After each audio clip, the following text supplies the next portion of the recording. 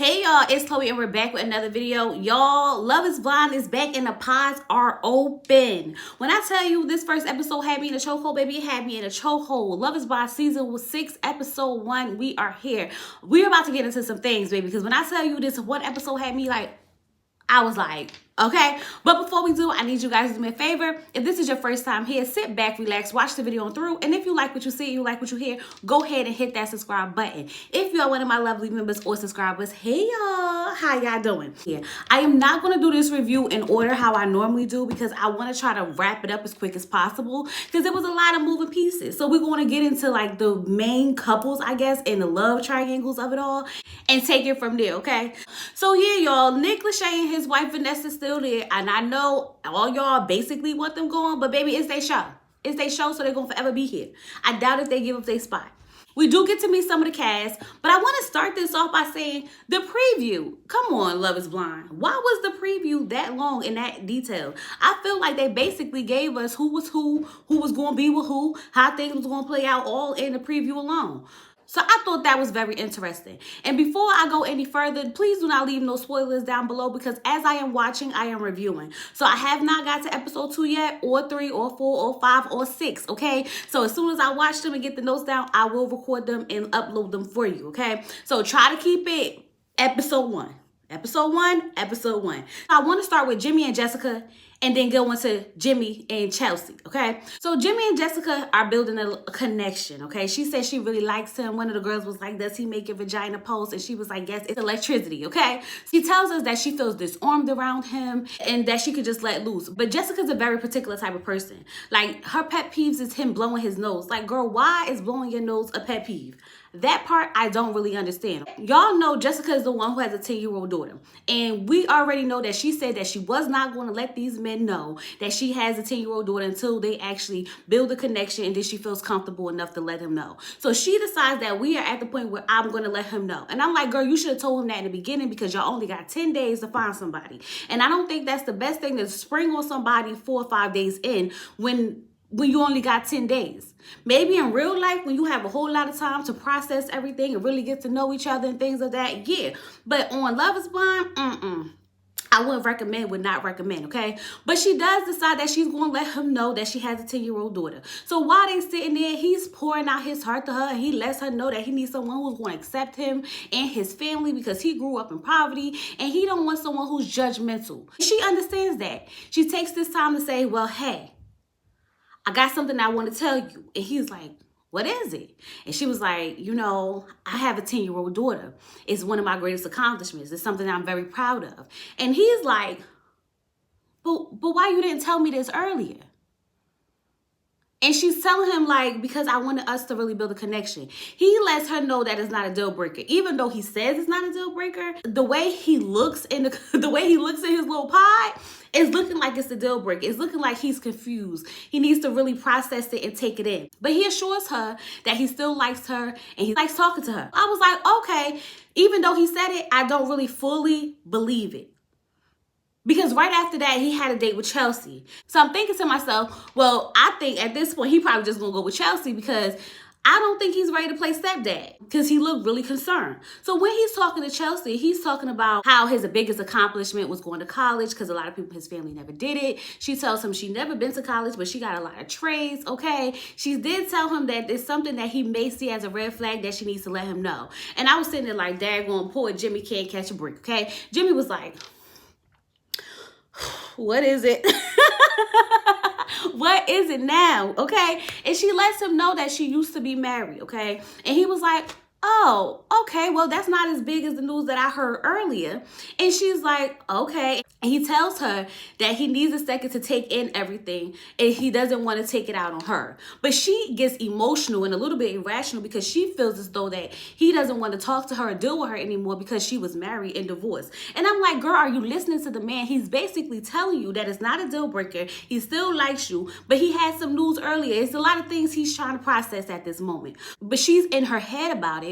So she goes out of the pods and she's crying and she's like, I just told him I was divorced. And I'm like, girl, Girl, you're really making this a big thing. It's not even that big. That man don't care if you was married, okay? So she cleans herself up really well because now she's going on a date with Trevor.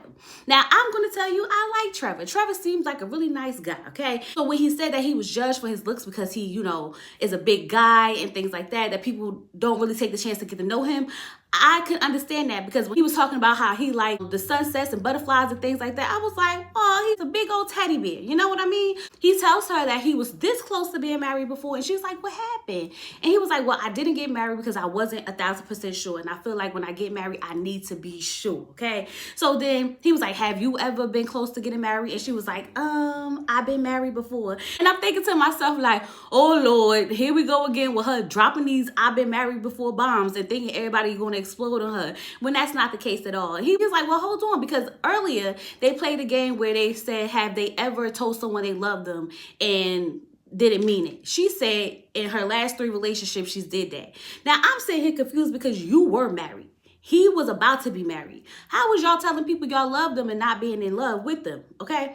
But they said that, as they got older, they realized that the love that they had for them was just love for them and not actually being in love with them, which I could kind of understand. As you get older and you get the concept of what love is, makes perfect sense, okay? But he wants to backtrack a little bit because, baby, I need to know what happened in this marriage. She lets them know that they were high school sweethearts. They just moved out their parents' house. They got married. They was together 5 years. It was puppy love. It was cute for the moment, but they just wasn't each other's person. Cool, right? So she's asking him, like, do you want something serious? And I was like, I will hope so, because this is Love is Blind. And the end goal for Love is Blind is marriage. So I will hope he wants something serious, okay? He said he was thinking at one point it wouldn't be a bad idea. But now that he's talking to her and he got to meet her, he feels like it would be a great idea. And I was like, okay now, Trevor and Chelsea. I think that Trevor may be a better fit for Chelsea than Jimmy. But we just gonna have to see how that love triangle plays out, okay? But in the works is another love triangle that's brewing, okay? And in this love triangle, we got AD, Matthew, and Clay. Now, let's get into AD and Clay first before we get into Matthew and AD, because, baby, that daggone Matthew got me all the way effed up, okay? So, AD and Clay are starting to hit it off. Okay, he's showing her his radio voice, smooth jams on Love is Blind, making her feel all cute, okay? She's talking about how she needs affection in relationships and kisses and things like that. And he was like, I want to kiss you right now. And I was like, through the wall? You just met her. It's been 5 minutes. What do you mean you want to kiss her right now, okay? But anyway, during another date, during this episode, he starts to open up a little bit to her and let her know how, like, he used his ego as a secure blanket because the women he wanted don't want him. So this experiment has been very eye-opening for him because he has to lean into conversation and it's not all about looks. But in the same breath, he turns around and says, you know what one of my biggest fear is? If we fall in love and everything goes great, and then when we see each other in the big reveal, I'm not attracted to you. He's basically asking her what she looks like. And I said, sir, this is Love is Blind. That's not one of the questions that we're supposed to be answering, okay? And she's like, Clay, now that's not what we're supposed to be doing. And he's like, yeah, but physical attraction is very important. And she was like, well, is that all that's important to you? And he was like, no, but like 80%. Why did you come on Love is Blind? Baby, you on the wrong show and it's giving shallow. And you were just saying how, this experiment was very, interesting to you because you get to lean into conversation.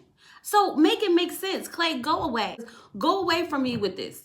She was very disappointed. She said that she's debating on whether or not she wants to let him know how she looks. But ultimately, she decides that she's not going to do it. And I don't blame her because that dismisses the whole premise of the show.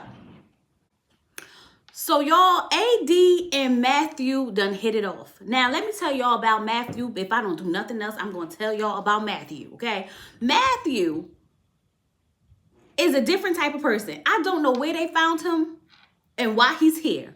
But baby, he's different. Matthew got 15 questions written down that he wants to ask the women so they get to pick one. But when the question is given back to him, he got the nerve to say he didn't expect to be answering no questions. Sir, what? This is dating. What do you mean you didn't expect to answer no questions. Not only that, he is definitely one rude person, okay? Because once the women ask the questions that he told them to pick from, he don't want to hear the answers because he's just walking out. So how him and AD end up connecting is beyond me, okay?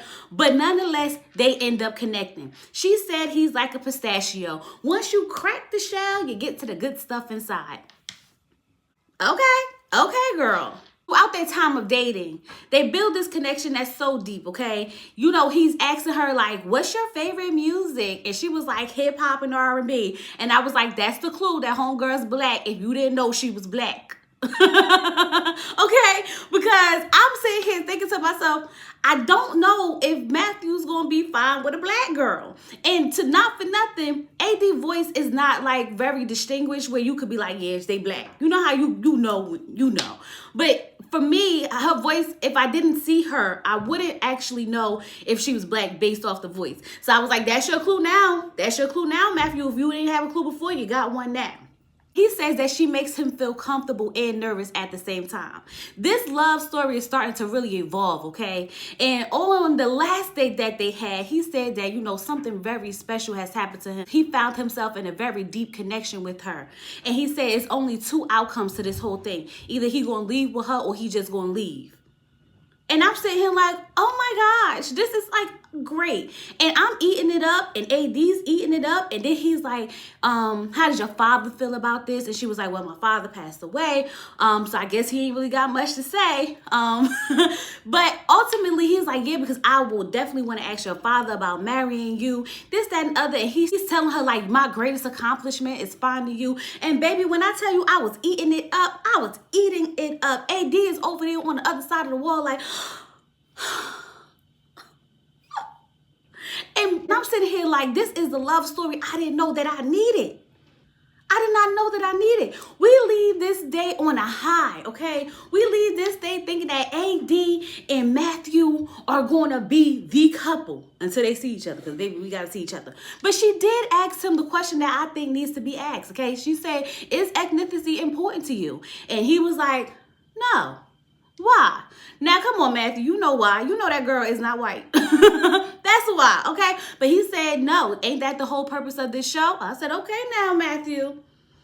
Let me find out. You would like a little chocolate in your life, okay? He don't strike me as a guy who like a little chocolate in his life, but we'll have to see. Anyways, now remember I told y'all we left this on a high. We feeling good. We like, oh my God, AD, Matthew, right?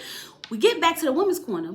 And, you know, a lot of the women are like, you know, being discreet about who they dated and whatnot. But Amber decided that this date was too good to keep quiet, okay? So she tells AD that she just had the best date of her whole entire life with Matthew, okay? And Matthew told her that, you know, he wants to leave here with her and nobody else, and that he want to find a map to get to her. He want to take her. He want to ask the father to marry her. And I was like, hold the F up, because not Matthew out here playing games. You mean to tell me out of all the guys that we've been watching, Matthew's the one out here moving like this? You could not have paid me to even think or guess it would have been Matthew. Baby, when I tell you I was shook because he is really out here moving crazy. And then it went off. Episode 2 coming, y'all. Episode 2 coming because I need to know how this plays out. I need to know how this plays out. Don't tell me in the comments. Please don't tell me in the comments. I'll be back with part 2, okay? Make sure you like, hit the notification bell, subscribe to the channel. I'll be back. Peace.